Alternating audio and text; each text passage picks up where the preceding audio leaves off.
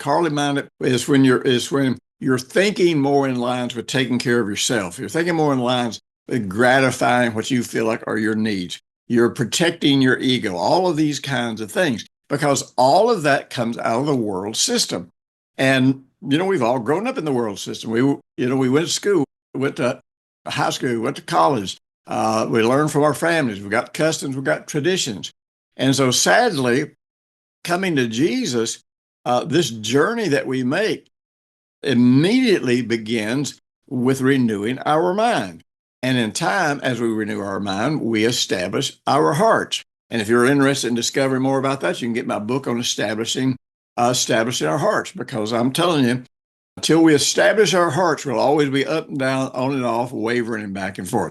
But to be carnally or fleshly is what that word really refers to, minded, is death. Now, that death is a separation, not because God draws away from us, but because we in our heart draw away from God when we pursue the ways of the world.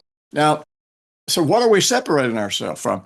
Well, of course, we're separating ourselves to some degree with from communion and fellowship and involvement with God. But we are separating ourselves from the quality of life that Jesus came to give us.